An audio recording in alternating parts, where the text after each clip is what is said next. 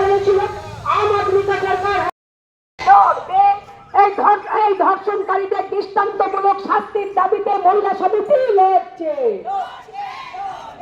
ইনসাফ জিন্দাবাদ। সারা ভারত গণতান্ত্রিক মহিলা সমিতি জিন্দাবাদ।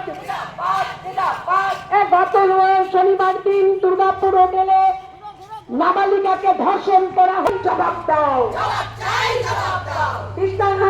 ধর্ষণকারীদের দৃষ্টান্তমূলক শাস্তির দাবিতে মহিলা সমিতি লড়ছে। ইনকলাব জিন্দাবাদ। এই সুজন চক্রবর্তী সহ 15 জন বামপন্থী নেতাদের অ্যারেস্ট করা হলো কেন? প্রশাসন জবাব দাও।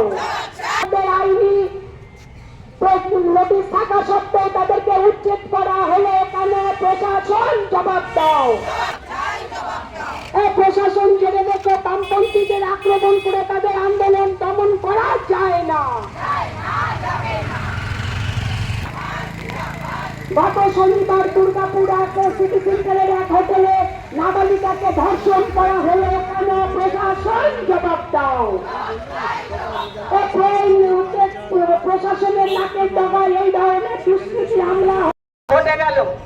এক নাবালিকা কিশোরীকে নির্দলবদ্ধ ধর্ষণ করে তাকে বুদবুদে ভাষা যেমন আমরা খুঁজে পাচ্ছি না, একই সঙ্গে আমরা ভীষণ আতঙ্কিত।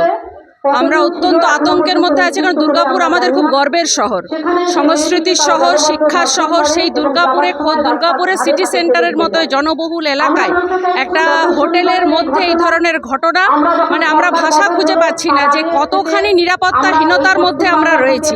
যে এইরকম একটা জায়গায় যদি এরকম একটা ঘটনা ঘটতে পারে, তাহলে আমরা ভাবছি যে আরও পশ্চিম বর্ধমান জেলার যেগুলো রিমোট এলাকা রয়েছে, প্রান্তিক এলাকা, সেখানে কতখানি নিরাপত্তাহীনতায় মহিলারা বাস করছে। এবং এই ঘটনা তো শুধু নয়, আমরা দুর্গাপুর গোপাল মাঠের ঘটনা দেখেছি, আইকিউ সিটির ঘটনা দেখেছি।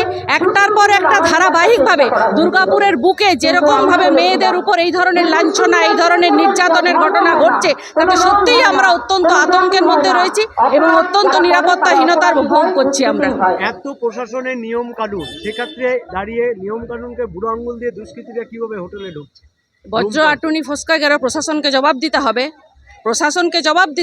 নতুন সরকার তৈরি হয়েছে, নতুন গভর্নমেন্ট তৈরি হয়েছে, অনেক প্রতিশ্রুতি দিয়ে সেই সরকার ক্ষমতায় এসেছে। বেটি বাঁচাও বেটি পড়াও স্লোগান দেয় যে সরকার, সেই সরকার যদি এই নিরাপত্তার দায় দিতে না পারে, সে দায়িত্ব সরকারকে নিতে হবে। এই জবাব প্রশাসনকে দিতে হবে যে কী করে এই ধরনের ঘটনা পুলিশের নাকের ডগায় ঘটছে, কেন পুলিশ পেট্রোলিং করছে না। এবং শুধু এই ঘটনা নয়, ধারাবাহিকভাবে দুর্গাপুরের হোটেলগুলোতে আমরা দেখছি বিভিন্ন ধরনের অসামাজিক কার্যকলাপ বাড়ছে। তো সেই ঘটনায় যদি প্রশাসন যদি চোখে কুলু পেটে বসে থাকে, তাহলে আমাদেরকে পথে নামতেই হবে। প্রতিবাদে সাধারণ মানুষকে সামিল হতে হবে, মেয়েদের নিরাপত্তার দাবিতে আরও জোরদার হতে হবে আমাদের আন্দোলনকে। কি নাম? দেবমিতা সরকার। আপনি সংগঠনে? আমি পশ্চিম বর্ধমান জেলা কমিটির সভানেত্রী।